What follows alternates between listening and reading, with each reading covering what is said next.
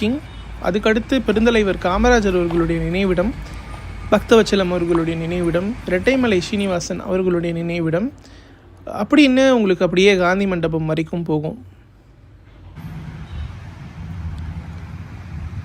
So Dalit leader Rettaimalai Srinivasan அவர்களுடைய மணிமண்டபம்.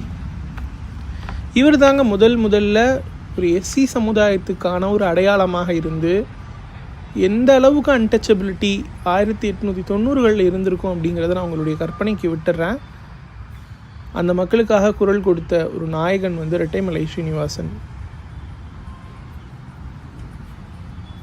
Round table conference அப்படின்னு ஆங்கிலேயர்களால் அழைக்கப்படக்கூடிய அந்த கான்ஃபரன்ஸ்லேயும் தலித் ரெப்ரசன்டேட்டிவாக இவர் இங்கிலாண்டில் 3 கான்ஃபரன்ஸ்லேயும் பங்கேற்றார்.